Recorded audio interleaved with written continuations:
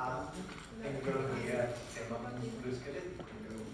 ¿Quiénes son los responsables de formar hueso o músculo o cartílago? En general el mesodermo, pero luego aparece un aporte importante de células de la cresta neural. ¿De acuerdo?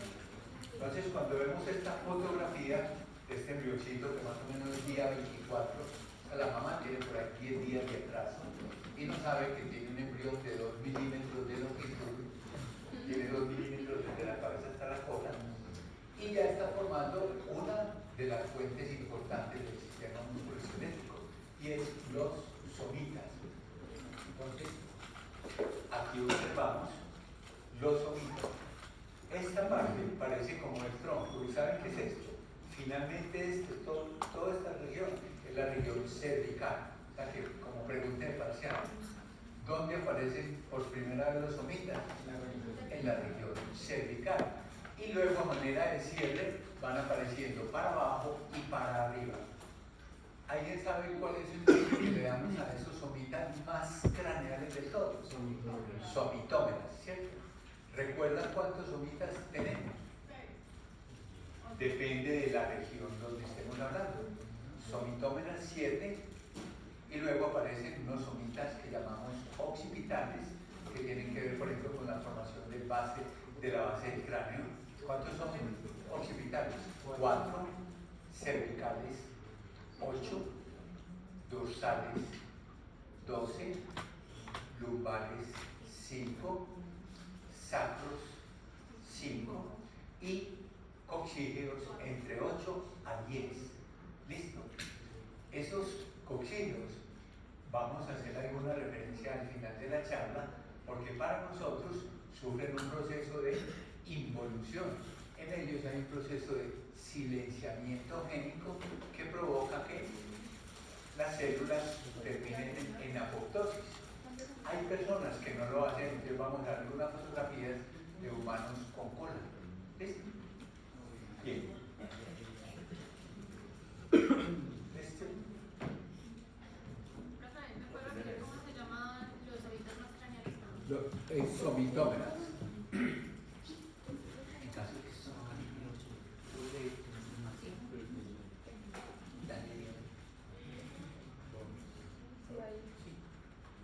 Bueno, ¿qué dijimos? Somitas tienen 4 componentes, ¿cierto?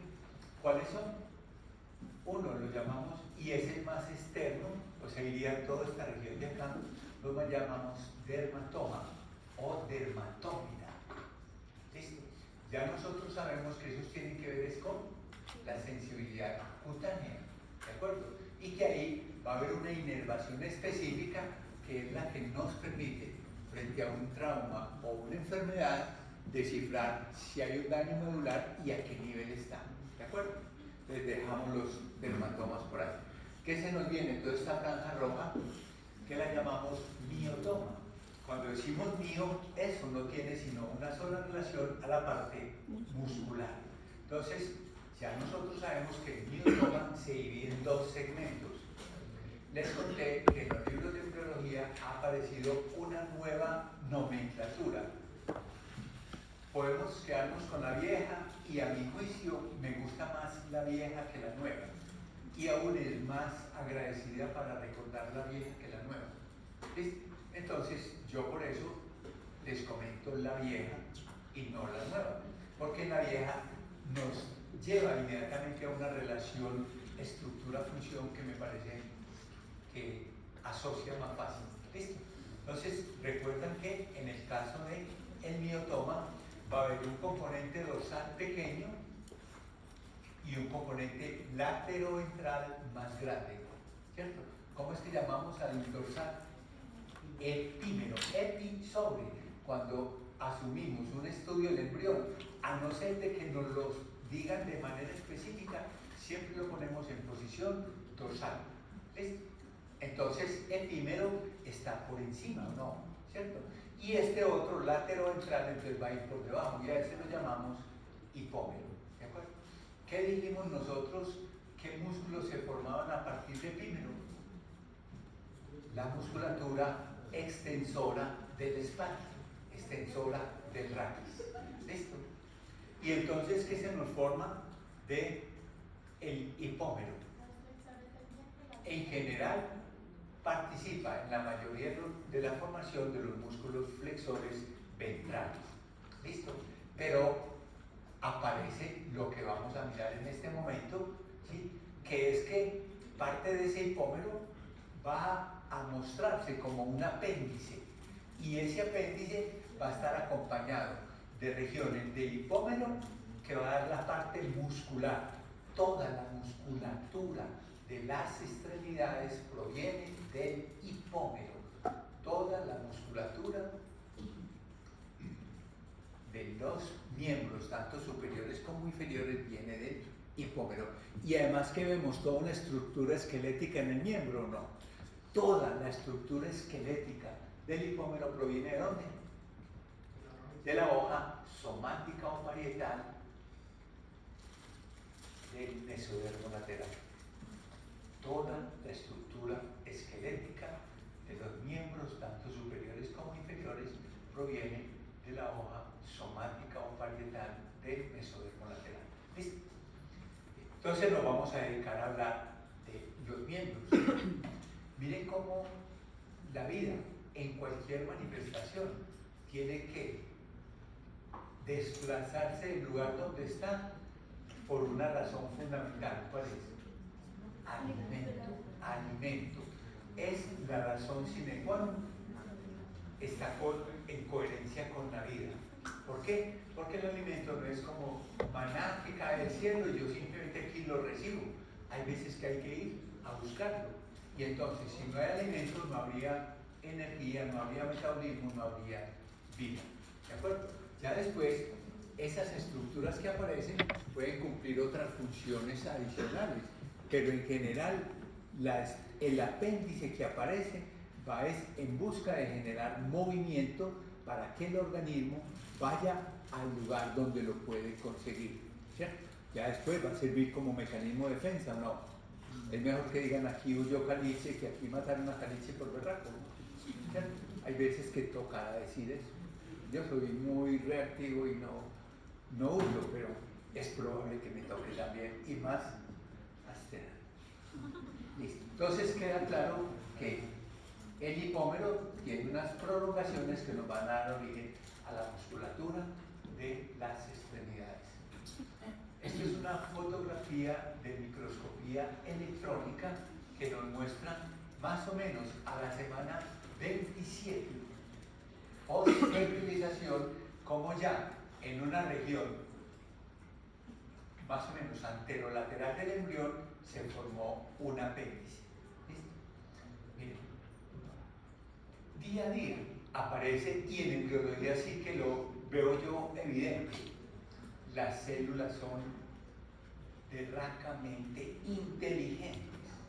Las células saben un montón de cosas y saben que en la cooperación y en la distribución de funciones es donde se puede obtener eficiencia y capacidad de supervivencia.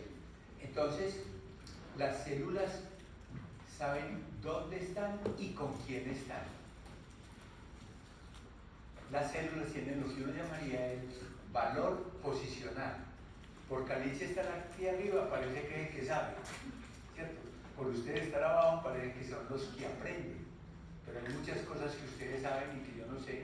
Hay muchas cosas que yo aprendo a pesar de ser profe. ¿De acuerdo? Entonces, valor posicional es que las células dicen, yo estoy en este punto y mi destino por estar en este punto voy a ser brazo, antebrazo, muñeca, falanges. ¿De acuerdo? Entonces va a haber un valor posicional que me determina esa capacidad de diferenciación. Entonces, voy a decir a esto que es la yema del miembro superior. ¿Cuándo aparece la yema del miembro superior? Al día 26 post-fertilización. ¿Cuándo aparece la yema del miembro inferior? 2 días después.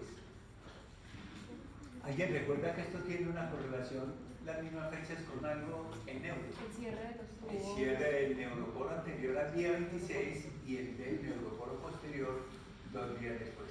Eso es cultura general. Bueno, entonces, ojo a este dato.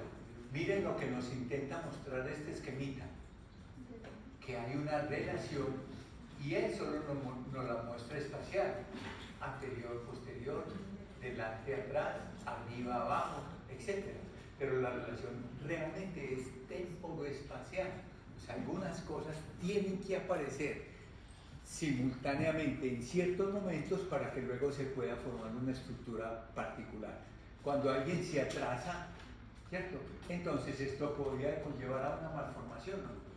O sea, en general, las displasias son eso.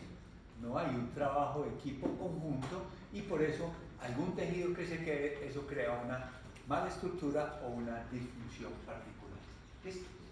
Bien, entonces, en embriología se dice, con todo, sacando pecho los embriólogos, que el desarrollo es próximo distal. Vamos a ver cómo. La formación del modelo de la extremidad es próximo distal, pero la osificación no es próximo distal, o sea, presenta algunas variaciones. ¿Qué sería próximo distal? Primero el brazo, luego el antebrazo, luego la muñeca y luego la falange, ¿o no? Vamos a ver cómo en la osificación primero se osifican brazo y antebrazo, luego las falanges distales, luego las falanges proximales, luego la falange media y solo después del nacimiento el carpo y casi lo mismo en el tarso, ¿de acuerdo? Pero es solo tener el concepto general. ¿Cuál es el concepto general? Que el desarrollo del modelo sí es próximo distal, pero la osificación no cumple. Y ojo, ese es un patrón que Carlos Mejía ha comprobado en diferentes especies. Ah, no, con ese es solo el reconocimiento, pero no me gané premio. Bien, entonces, cierto que todos sabemos que de alguna manera hay como genes máster del desarrollo, genes que son como de estatus alto, que la presencia de él provoca que algunos se prendan y que otros se apaguen. O sea, van a tener unos genes subordinados que garantizan que los operarios apropiados para formar un músculo o un hueso estén, los operarios apropiados para formar nervios, glándulas estén, y que no estén los que no había sino estorbar ahí, ¿de acuerdo? Entonces, esos genes máster los vemos evidentemente en el desarrollo de las extremidades. Entonces, recuerden, debe haber un desarrollo, vamos a mirarlo en esta, miren, desarrollo próximo distal, un desarrollo antero-posterior, un desarrollo dorsoventral. Y las celulitas tienen que saber cómo ubicarse en ese contexto para poder armonizar la formación de un órgano particular. ¿Listo? Entonces, ¿cuál es el gen responsable de que en cierta parte aparezca la yema de la extremidad superior? Primero, no, pero digámoslo mejor. Que lo determinemos como ubicación, ¿dónde se ubica la extremidad superior? ¿Sí? HOX, H-O-X, B de borracho, 8. HOX B8 es el gen responsable de dónde se va a ubicar la extremidad superior. Vamos a verlo solo con la superior, pero me importa que tengan el concepto generalizado de esto. ¿De acuerdo? Entonces, ubicación, la dice HOX B8. El tipo de extremidad, que sea miembro superior o miembro inferior, lo hace un gen que ya nosotros vimos en carne. ¿Cuál es el que facilitaba el tabincamiento del corazón? TBX5. Entonces, TBX5 dice, aquí se me va a desarrollar un miembro superior. ¿Y saben qué es lo espectacular? Miembro superior en un ave, ¿qué sería? El ala. En un murciélago, un ala también. En un pez, la aleta. En un tetrápodo, en cualquiera de 4 patas, la pata anterior o no. Pues el mismo TBX5 es el que sirve a toda la escala de vertebrados para expresar el conjunto de genes que deben formar esa extremidad particular. Entonces, TBX5 para miembro superior y, si quieren guardar el dato, TBX4 para miembro inferior. ¿Listo? Después viene, piensen, voy a construir un edificio. Lo primero que hago no es empezar a poner ladrillos desde el primer piso. Cierto que ese edificio debe tener un soporte abajo, unas fundaciones, una base. Entonces, ¿quién hace la base? Factor de crecimiento fibroblástico 10. FGF10, responsable de hacer las bases para poder construir la extremidad.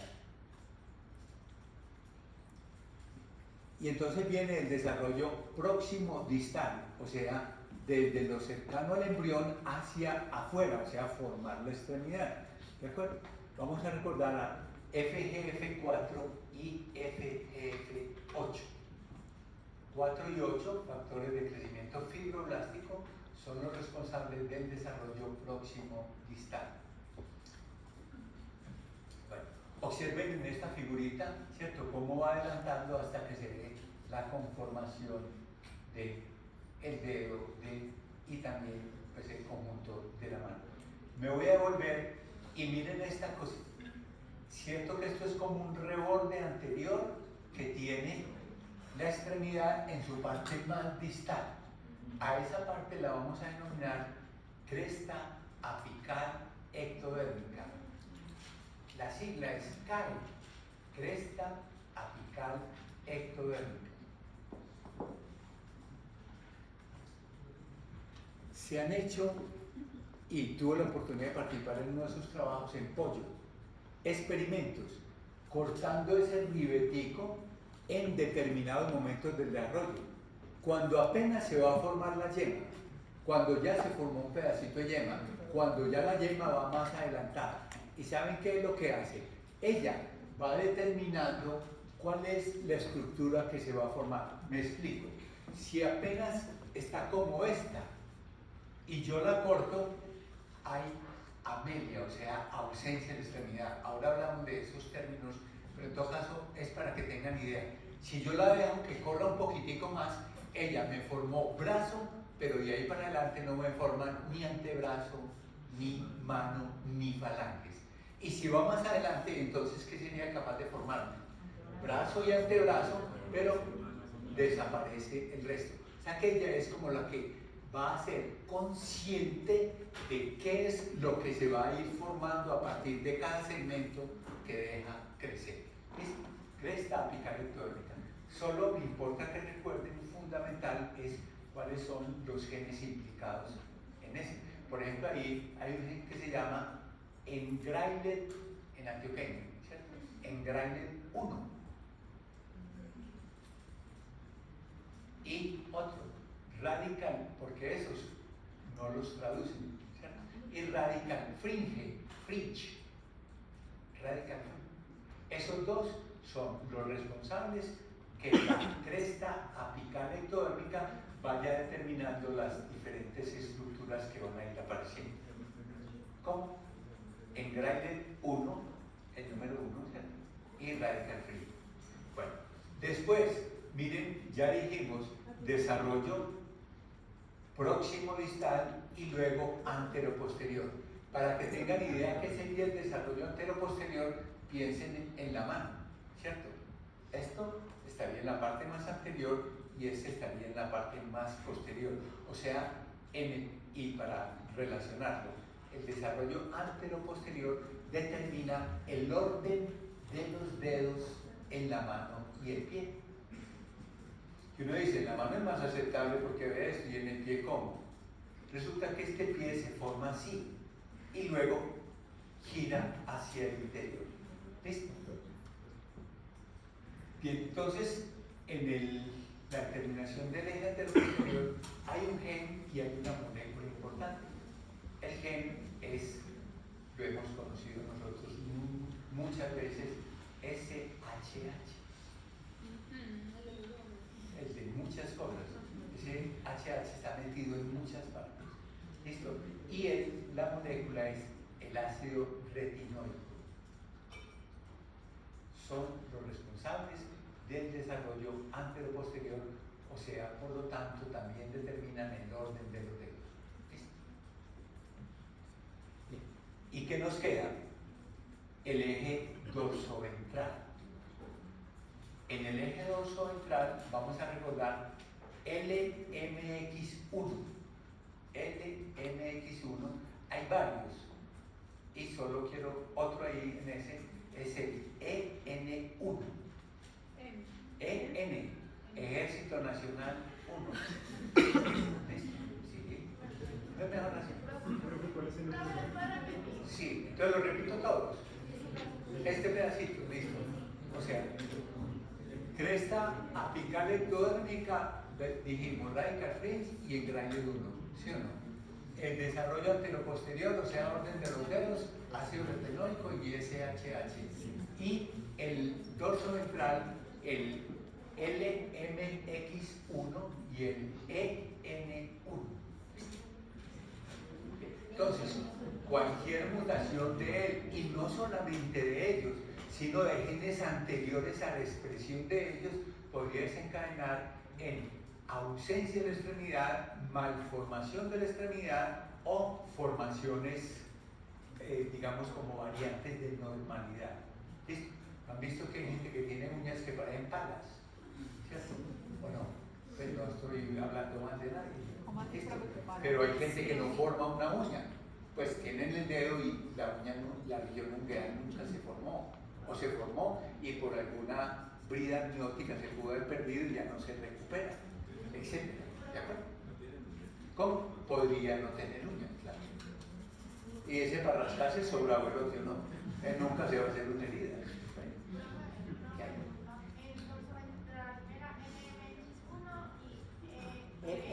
Ejército Nacional. ¿Listo? Bueno, entonces. Siempre decimos, Sí, claro. siempre decimos números con los genes. ¿Esto tiene que ver con las bandas o tiene que ver que ya existen o no existen los genes? Por ejemplo, el TBX5, es que hay un 4 y un 3, hay un 2 que particularmente. Miren lo que ella pregunta. Mencionamos el HOX-B8 y miren que los genes HOX son 43. Y hay los genes A, del A1 hasta el A12, del B1 hasta el B12, del C1 hasta el C12 y el D1 hasta el D12. Entonces dijeron, no, 42 y no 48. No, en algunos de ellos ya se han involucionado y entonces en unos tenemos 9, en otros 2, en otros 5, etc. Listo. Bueno, entonces miren en el desarrollo de la extremidad del piecito, ¿cierto? También muy similar y casi son los mismos genes, pero un poquito más de expresión, un poquito menos de expresión de unos con otros es lo que provoca la variación. Y ojo a esto, no es solo la variación de ser mano o pie. ¿Y qué se hizo? No está. Iba a poner esto como sorprendente, ya no lo veo. Bueno, entonces les iba a mostrar una fotografía en la cual está el ala de un murciélago, el ala de un ave, la pata de un tetrápodo. ¿Pero eso estaba? Sí, sí, estaba. Eso, ¿de acuerdo? Y entonces miren, los mismos genes, eso es lo que se llama el patrón básico del desarrollo.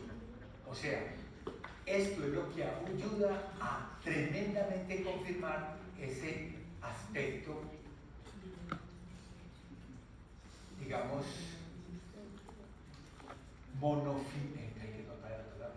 monofilético del desarrollo. O sea, que venimos de ancestros que se han ido diversificando. Y que recuerden, los humanos ahora somos simplemente una ramita, de la cual saldrán ramas, de las ramas y las ramas, y habrá un montón de especies que provienen de los humanos. A nosotros nos dicen, es que los gorilas y los otros simios como macacos, chimpancés, provienen de una línea como nosotros.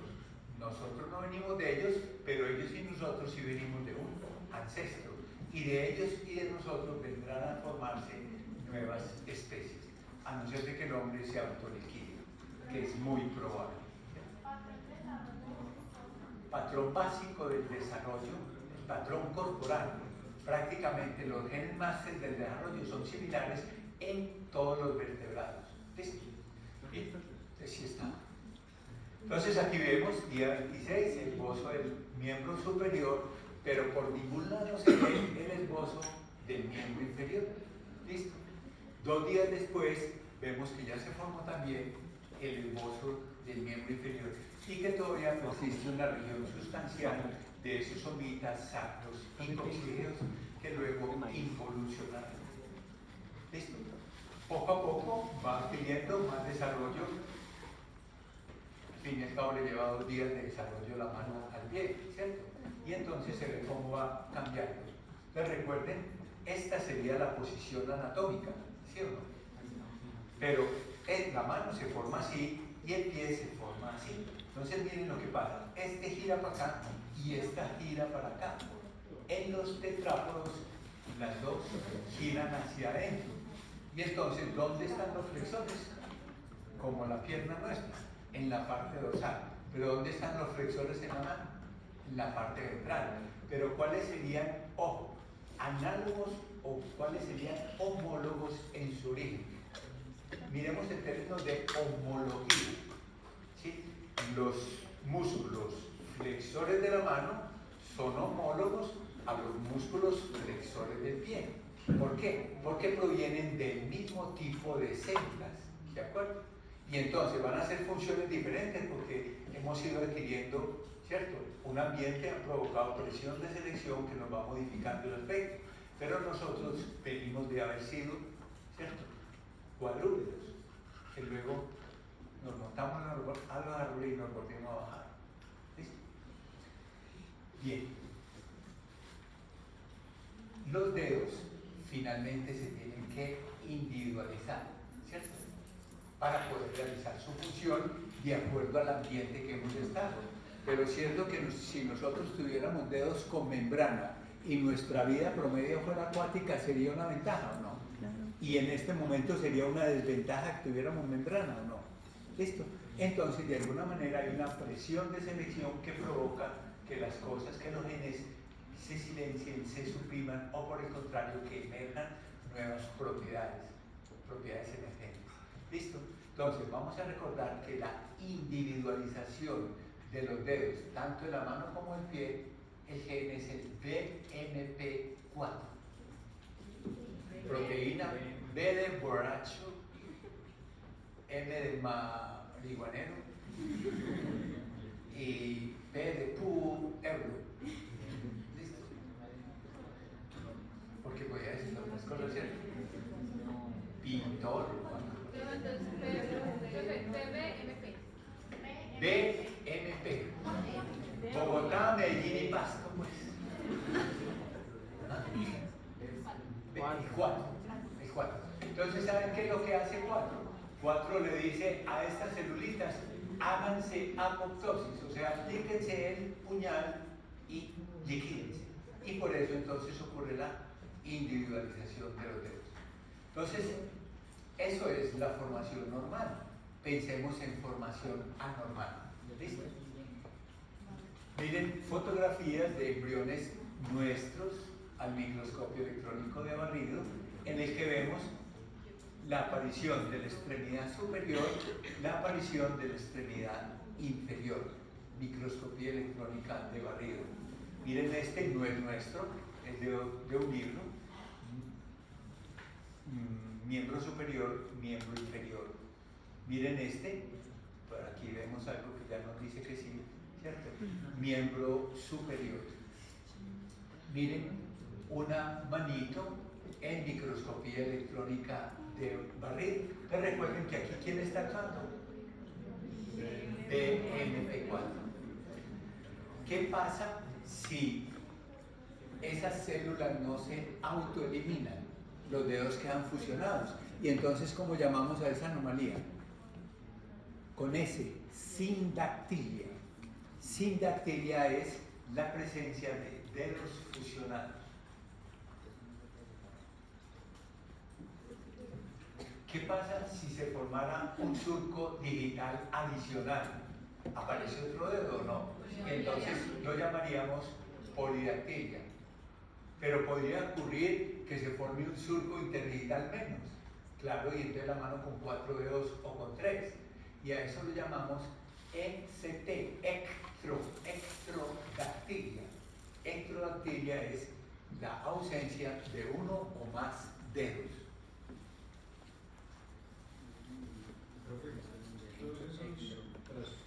Trastornos es una buena palabra. No, no, recuerden que es que desde la información contenida en el libro hasta la materialización en el organismo pueden pasar muchas cosas.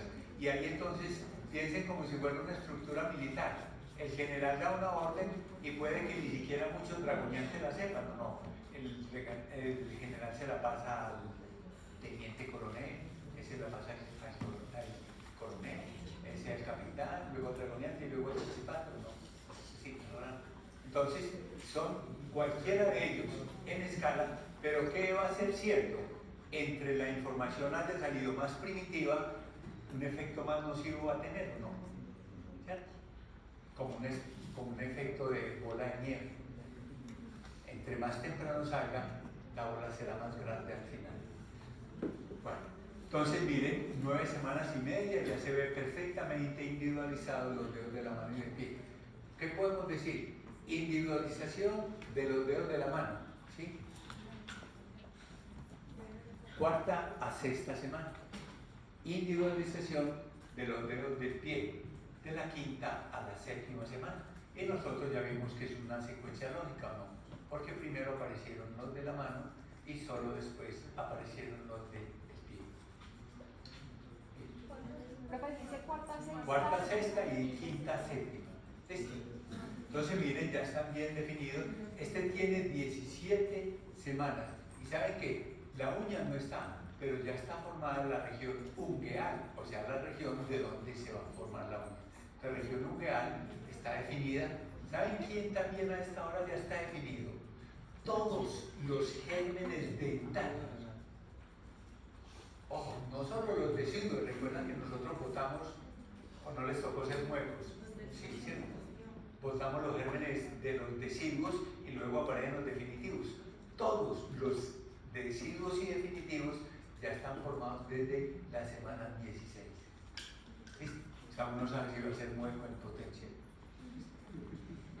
Bien, miren una fetoscopia, o sea, una fotografía, rompemos abdomen, atravesamos pared del útero y entramos a la cavidad uterina. Y miren el ojito, la nariz, la mano izquierda y la mano derecha de ese fetico.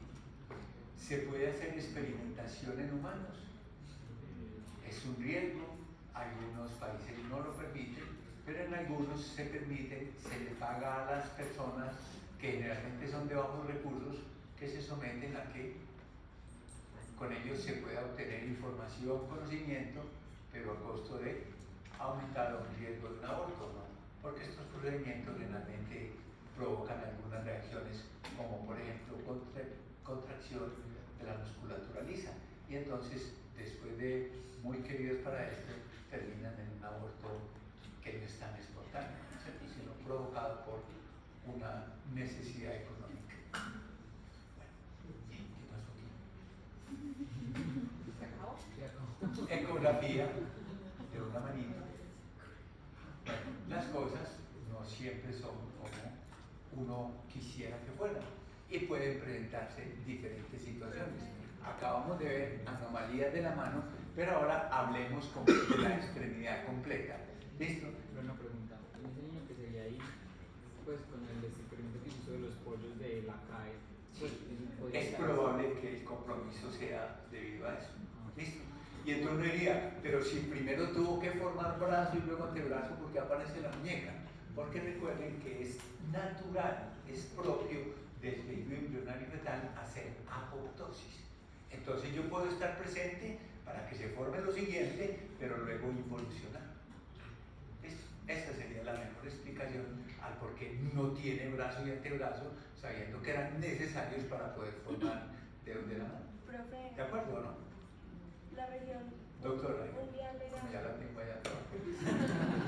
Es que no hay más conector. Ah,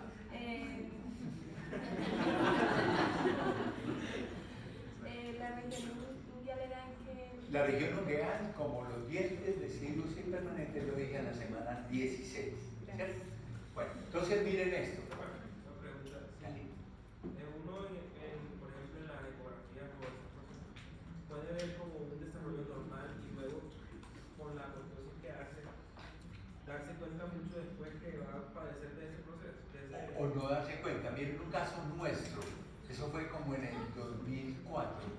Ecografía, 4 meses, y el niñito con las 4 extremidades perfectas, por ecografía. Nació sin la mano, sin todo este muñón de la mano derecha. ¿Y qué es eso? Una brida amniótica, ¿recuerdan? Unas tiras que forman un tejido que llamamos membrana amniótica, se pueden zafar y quedan como cordones ahí que si el niño envuelve su mano o envuelve una porción se podría infartar y de ahí para adelante perder y perder hasta que involuciona completamente. Es un caso nuestro en el cual nació sin la manito y afortunadamente había la ecografía para demostrar que sí estuvo presente. Pues para no, sobre todo para evitar lo que podríamos castigar como negligencia médica, como no avisar. Porque hay parejas que dicen, si mi niño tiene cualquier malformación, yo prefiero abortarlo y que venga otro. Eso es tan tenaz. Les cuento una brava. Pareja, 3 gestaciones abortadas porque ellos querían un niño de primero. Y a mí eso que soy tan liberal, yo soy un berraco liberal, eso me parte el corazón. Y la pareja está feliz con el 4º embarazo del niño y no tienen ese cargo de conciencia. Entonces cada uno tiene un comportamiento diferente y prepárense para encontrar eso en cada pareja que uno encuentra. Tienen pensamientos, tienen creencias que los hacen llevar a decisiones que para uno podrían no estar de acuerdo. ¿Listo? Pero ¿quién toma la decisión? Cada pareja es dueña de sus actos. Bueno, entonces vamos a llamar amelia a la ausencia de extremidad.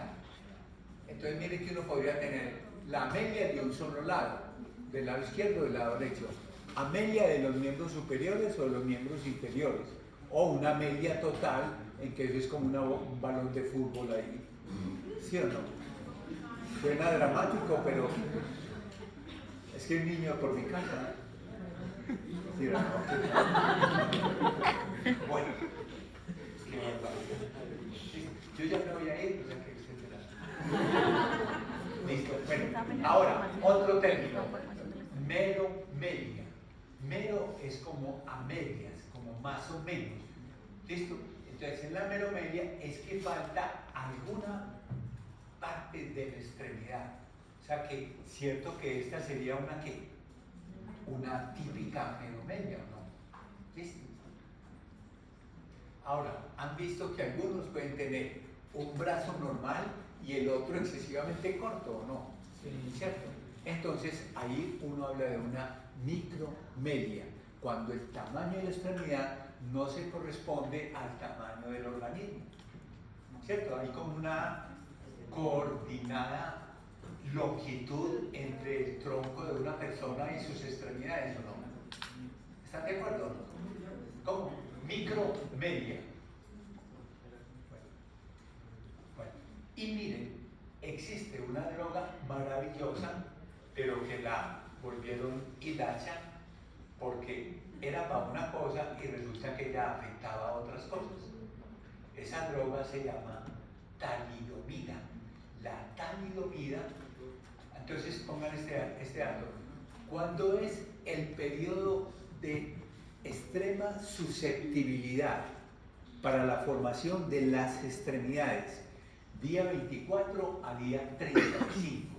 Extrema susceptibilidad en el desarrollo, o sea que se está frente a algún agente físico, químico, biológico que lo pueda alterar, se lo tira. ¿Listo? La talidomida es un ansiolítico. ¿Qué quiere decir eso? Para la ansiedad. Bueno. Y entonces, las mujeres en ese primer trimestre del embarazo son ansiosas de que su hijo sí sea lo que quiere, que sea normal lo anormal, que lo que va a tomar le hace daño o no le hace daño. Entonces, duermen mal y entonces toman talidomida para dormir bien. Pero ¿qué pasa si se la toman entre el día 24 y el día 35? Es un potente teratógeno. La talidomida, potente teratógeno. Y entonces es sobra de lote para quitar la ansiedad, pero es un peligro gravísimo que se la tomen madres en edades tempranas del desarrollo. ¿Listo? Imagínense que la talidomida apareció en 1954. Caliche tenía un año. Estaba ya empezando a caminar, mentira, yo caminé después. Mentira, yo caminé antes. Uno feíto tiene que emberracar tempranito, porque la cosa es delicada, hay que sobrevivir a como sea. ¿Listo? Bien, entonces, 1954, y apareció, y una berraquera como ansiolítico, pero empezaron a aparecer malformaciones musculoesqueléticas, meromelia, focomelia. Focomelia es cuando, anotemos el dato siquiera que me acordé, focomelia es como si fuera una foca, como si fuera una sirena. Entonces, focomelia le vamos a recordar como sinónimo a sirenomelia, o sea, las extremidades inferiores fusionadas, y entonces los deditos aparecen como una aleta grande ahí, ¿no? ¿De acuerdo? ¿Listo? Y esa es la mayor y más frecuente manifestación por acción de la talidomida. ¿Listo? La focomelia o sirenomelia. Y entonces ahí mismo la iglesia echó mano de eso y vean, castigo divino. ¿Listo? En el 61, un médico estuvo estudiando retrospectivamente historias clínicas y vio cómo el factor común era la administración de talidomida en esas mamás. Entonces, en el 61, la Organización Mundial de la Salud retiró del mercado, hizo retirar del mercado a la talidomida. Pero por ahí siguieron investigando a la talidomida y ¿saben qué? El berraco para pélvico bulloso es una enfermedad dermatológica que da en los labios de arriba o en los de abajo. Puede solucionarse. Sí. Otra, por lepra. ¿Saben qué es lepra? No. Seguí el dedo. Ah. Otra, para el SIDA. O sea, tremenda para minorar la sintomatología del SIDA, la talidomida. Y para otras cosas. Entonces ya en el 2001 volvieron a sacar la talidomida. Pero ahora en el frasco está la calaverita con los dos huesos y de todas las simbologías para que madres no tan cultas como ustedes, ¿cierto?, se den cuenta que eso no se puede tomar en el momento del embarazo. ¿De acuerdo? Entonces, ¿por qué afecta? Porque crea precisamente el silenciamiento de algunos de los genes, y eso es lo que conlleva a la presencia de la anomalía. Miren, una focomelia. Entonces uno puede hacer radiografía, ecografía y ver qué compromiso hay entre las extremidades. ¿Ustedes se imaginan el aparato geniturinario y aún el digestivo de esta personita? No. Más complicado que ir al baño en tullido, no, es una cosa tenaz, ¿cierto? ¿Qué vaya adentro? Uno no sabe. Entonces hay que estudiarlo muy a conciencia para poder tomar decisiones. Esa la sirenomelia, yo lo estudié cuando estaba en el colegio y decía que esos niños no duraban más de una semana, por eso mismo de los desechos. Ya les hacen No, son las complicaciones las que van a determinar la longevidad de esas personas, pero tienen inteligencia normal, la gran mayoría, ¿de acuerdo? O sea, se dan cuenta de su situación y en general colaboran mucho y toman decisiones, ¿cómo se dice? Como grandes decisiones grandes decisiones para ver qué hacen con él. ¿Listo? Pero podrían tener una longevidad normal. ¿Listo? Es el grado de compromiso que haya de las vísceras lo que desencadena eso. Profe, ¿y eso no es operar? ¿Cómo? Eso no es. Por eso. Pero pues, o sea, yo sé que depende de lo que esté ahí. Depende, ustedes se imaginan recuerdan que esa cloaca tiene que partir en dos y una parte para adelante y otra parte para atrás. ¿De acuerdo? No es un compromiso de nada. ¿Listo?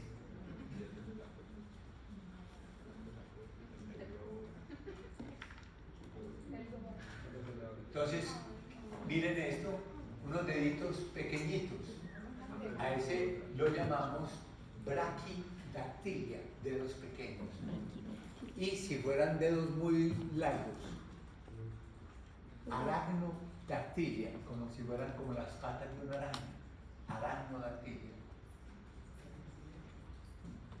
Y observen este, tiene un dedito extra, es una polidactilia.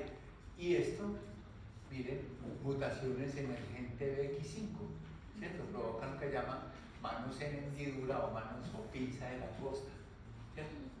Que entonces diríamos, ahí hay una ectrodactilia, ¿cierto? Hay ausencia de varios dedos. Observen,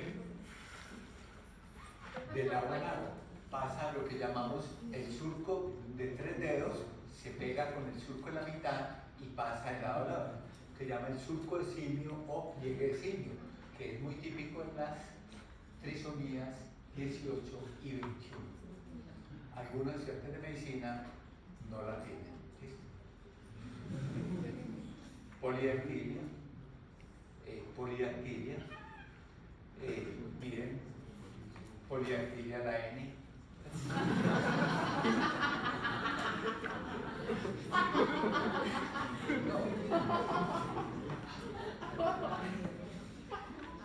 Y miren esto, es lo que llamamos bridas amnióticas. Recuerden, el amnio es como un talego y el talego está compuesto por fibras que se entrelazan unas con otras formando una matriz, un tejido. Se puede zafar una fibra esa y el tetico se está moviendo ahí o no. Y esa fibra puede enroscarle, miren por ejemplo este. Lo volví a hacer, ¿no? Yo tengo uno y lo vamos a ver, espero que lo vamos a ver en una semana cuando tengamos el caso, los casos clínicos. Pasa por acá y le hace ectopía cardíaca, o sea el corazoncito está afuera y aquí le hace una malformación más fea que esta. ¿Cómo? Entonces, a esto lo vamos a decir bridas amnióticas. Y entonces, ¿qué es las bridas amnióticas? Hebras de membrana amniótica que pueden provocar una infartación de una parte del cuerpo. Entonces nacen unos niñitos con los dedos todos recortados, como si hubieran tenido mucha ansiedad adentro intrauterina. Y miren qué es eso, que las bridas cogieron los deditos y se los involucionaron. ¿Listo? Bien, observen trabajo de lo que yo hago en desarrollo del sistema esquelético. Hay un colorante que se llama lisarina que tiñe donde se forma, cómo y cuándo se forman los diferentes huesos. Recuerdan que dijimos que el primer hueso era en osificarse la clavícula, ¿no? Y miren, en este caso, por ejemplo, lo que les dije del desarrollo próximo distal. Fémur, coito y radio, o una, ¿cierto? Y primero falanges distales, luego falanges proximales, luego falanges media, y esto que es el carpo solo comienza a osificarse después del nacimiento, cuando debería ir embarrido hasta el extremo. ¿Listo? Entonces miren cómo va cambiando a través del tiempo. Vemos la osificación intramembranosa y vemos la osificación endocondral. Bueno, entonces vamos a aprovechar cuánto nos queda. Ahora tenemos tiempo. Con eso vamos a ver bien lo que es columna. ¿Listo? Ya hemos visto parte importante, y es que los somitas van a estar desde la porción más anterior de la cabeza hasta la porción más extrema de la cola. ¿Y cómo son los somitas? ¿Recuerdan? 7 somitómeros, 4 occipitales, 8 cervicales, 12 torácicas, 5 lumbares, 5 sacros y de 8 a 10 coxilas. Cierto que 12 torácicas, 5 lumbares se hacen de la misma manera que la vértebra, ¿o no? Y entonces, ¿por qué tenemos 8 cervicales y no 7? Porque es que el desarrollo de las vértebras lo vamos a recordar como un desarrollo intersegmentario. Desarrollo vertebral es intersegmentario.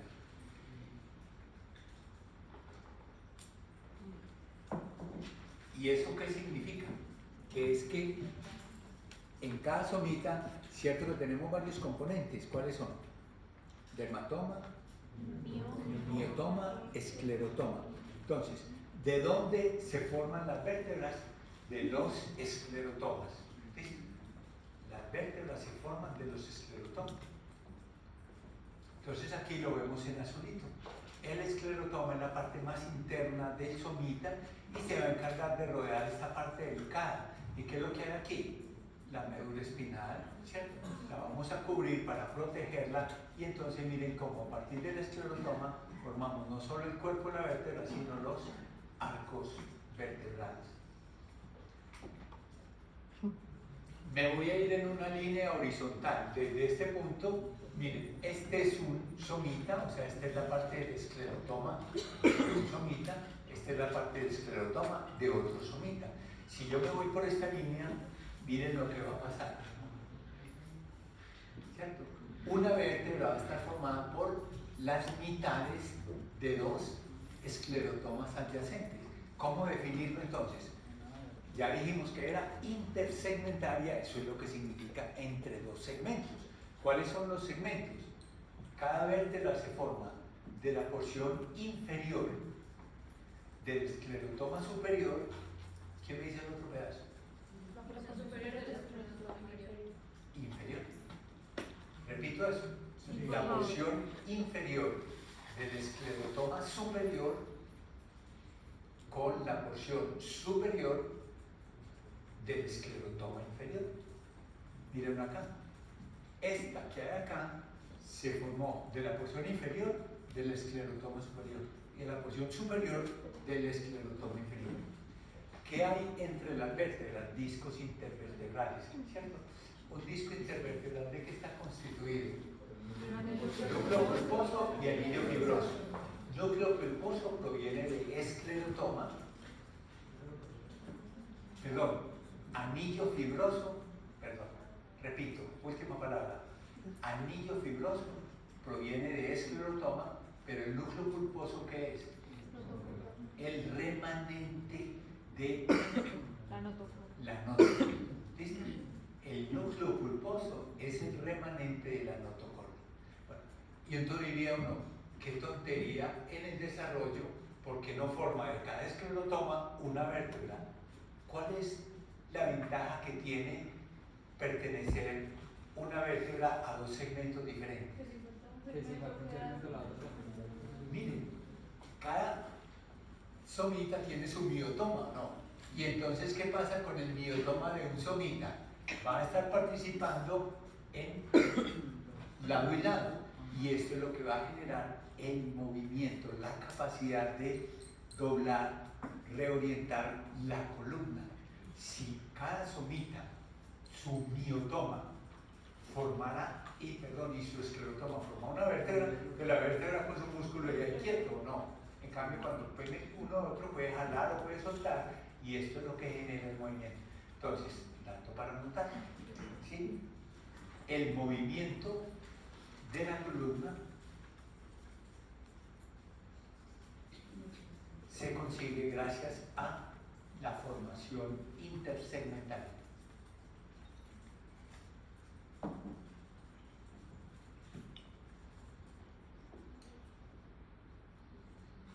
Observen un feto humano, más o menos semana 13-14, en el que vemos que no solo están sus costillas, su escápula y clavícula y otros, sino que ya la vértebra presenta 3 centros de osificación. Entonces, dato generalizante, cada vértebra tiene 8 centros de osificación.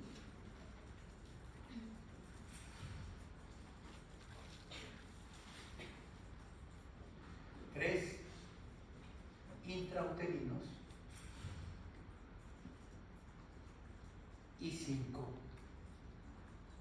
extrauterinos. A los 3 intrauterinos los podemos llamar primarios. ¿Listo? Y a los extrauterinos secundarios.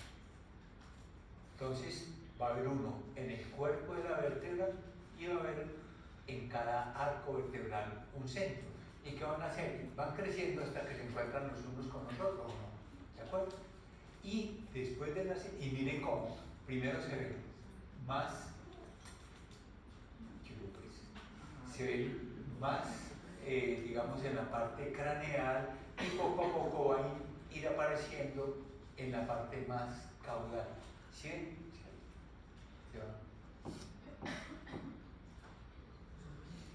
Bien. ¿Dónde aparecen los 5 extrauterinos?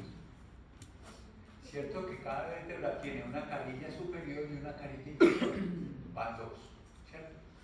Cada vértebra tiene una apófisis espinosa y tiene 2 apófisis transversas. Entonces 2, 1 y 2 serían los 5. Las 2 carillas, carilla superior e inferior, las 2 apófisis transversas y la apófisis espinosa, todos finalmente se fusionan. Y saben que ustedes, en promedio, la mayoría todavía les falta mucho de osificación en la columna vertebral.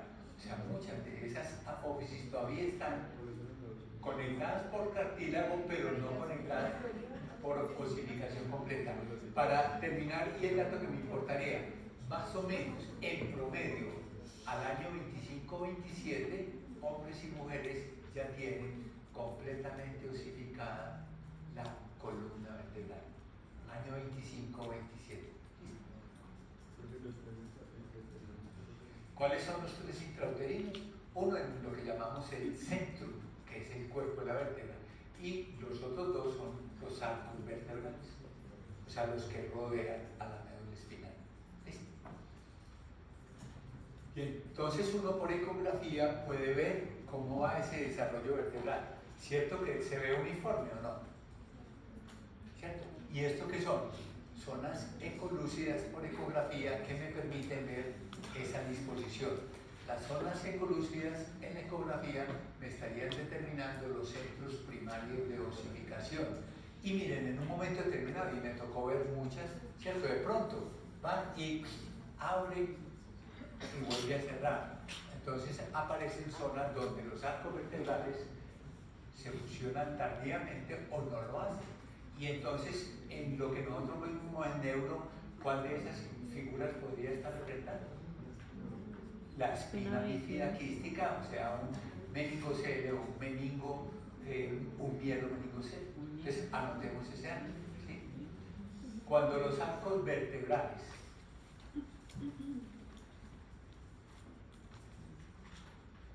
no se fusionan,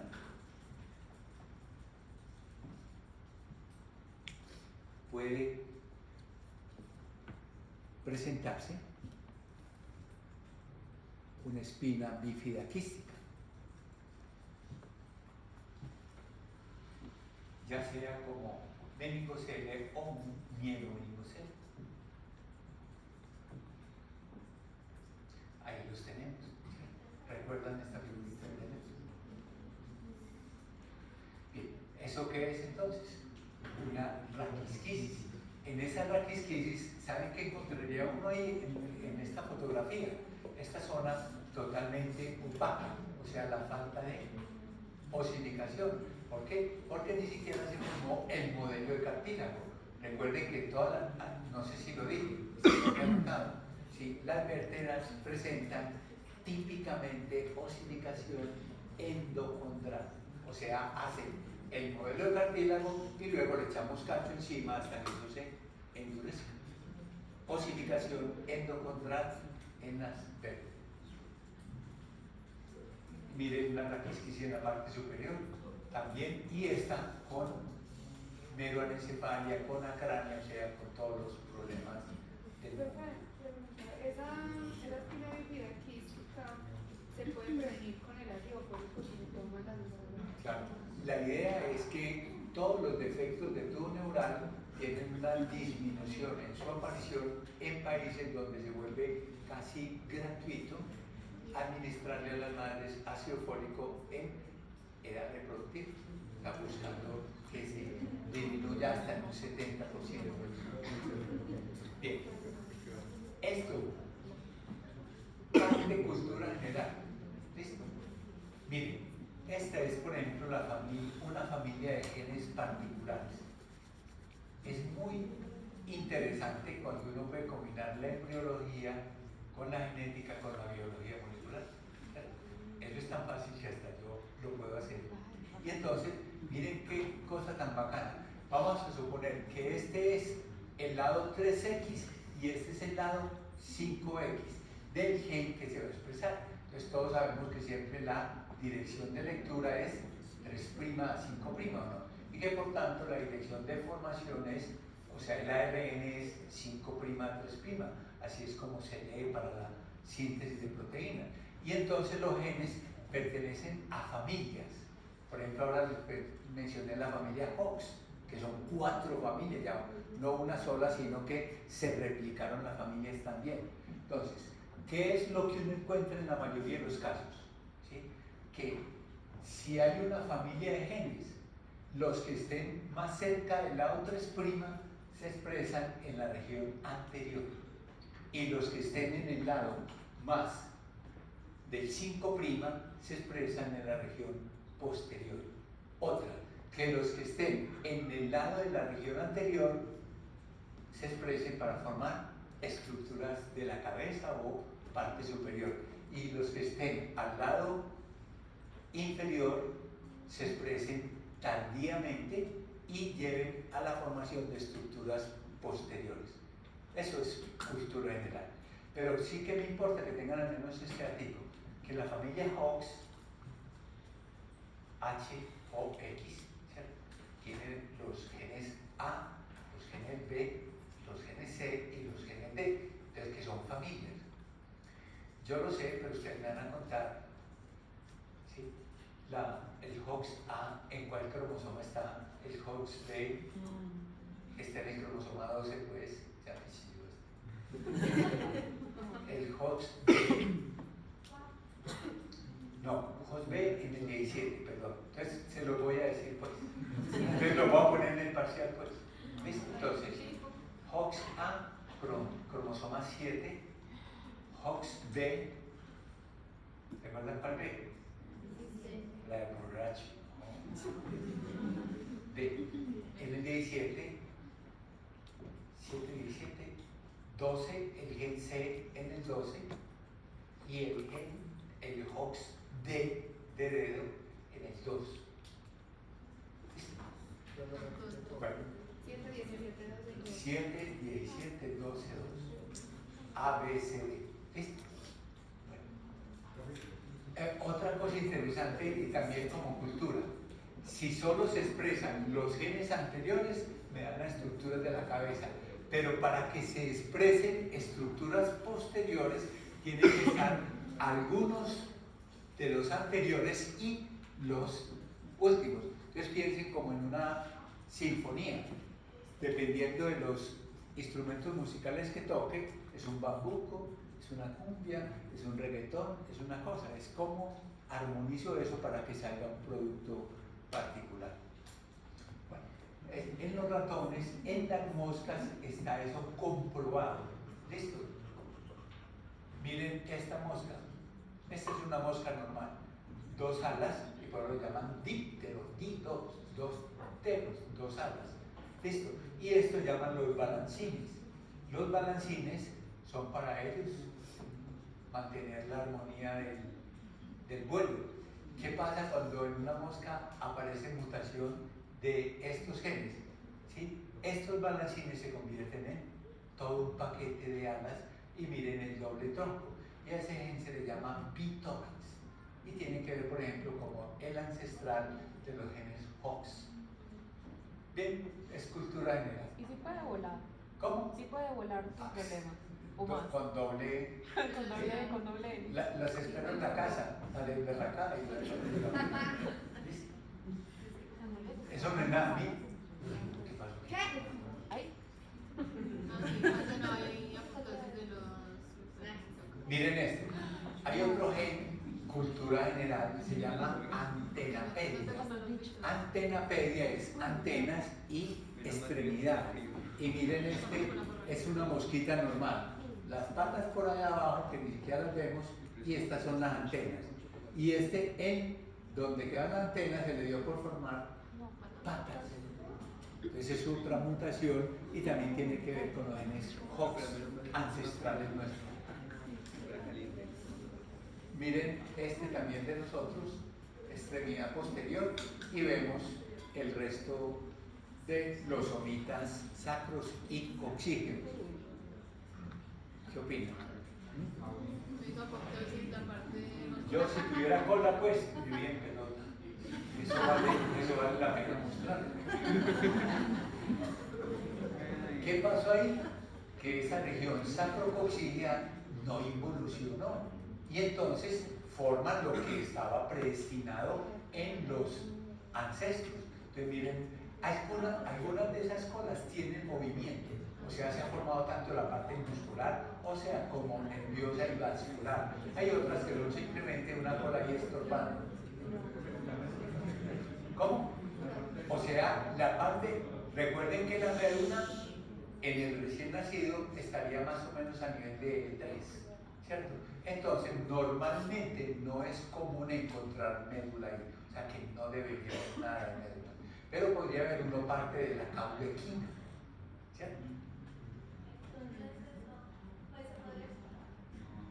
Se podría quitar, claro. En general, en la gran mayoría de los casos podría ser de muy fácil remoción, pero hay que hacer todo un estudio neurológico para no comprometer estructuras, porque algunas ramas de eso en condiciones normales van a las extremidades y entonces de pronto cortas y lo que haces es cortar una vía nerviosa que también de ahí parte para la extremidad.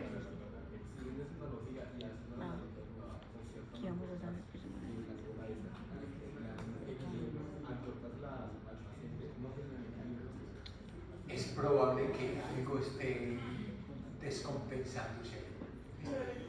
Sí. ¿Y esta qué tal? Miren. Entonces es un premio mayor, ¿no?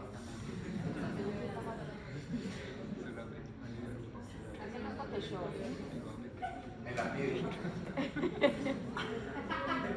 Bien, para terminar, y con este tema ya sí terminamos. Qué pena, ¿esa manifestación tiene algún nombre particular? A ver, hay un término en embriología que se llama neotenia.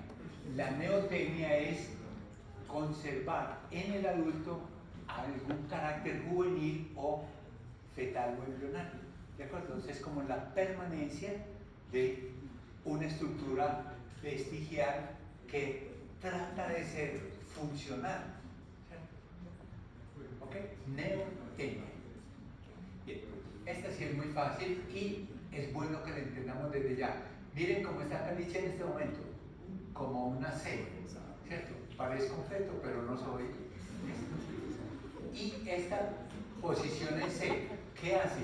Que haya unas curvaturas que son como de origen. ¿Cierto que la curvatura torácica y la curvatura sacra son de esa posición, ¿no? ¿Listo? Entonces a esas las vamos a llamar curvaturas primarias. Entonces, ¿cuáles de las 4 curvaturas son primarias? La torácica y la sacra.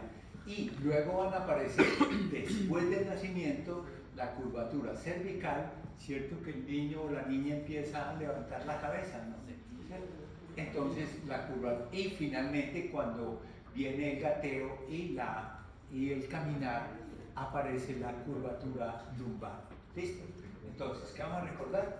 Que tosa, torácica y sacra, o sea, torácica y sacra son primarias y que las otras lumbo, lumbar,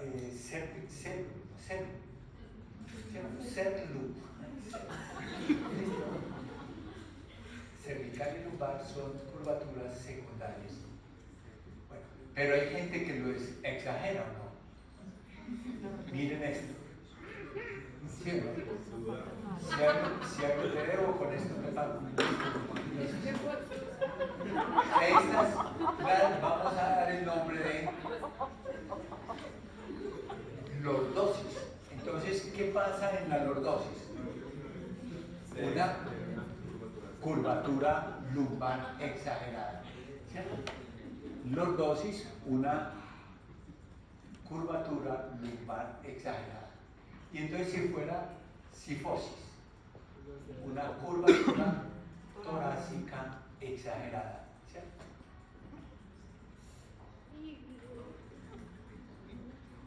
Y esta es más cruel, pero más cruel no, también es cruel, ¿cierto?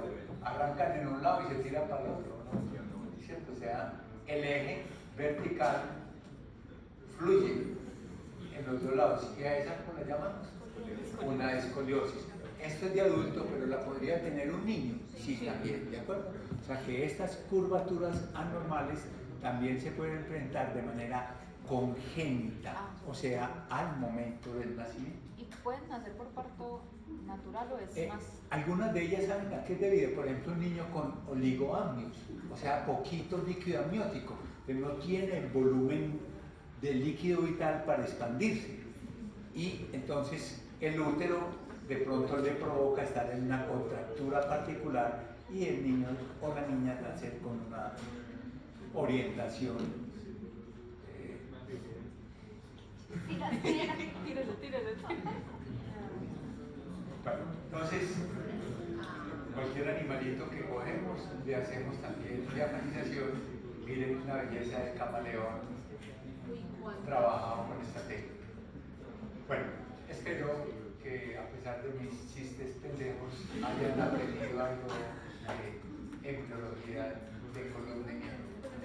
Gracias. Vamos pues con esto.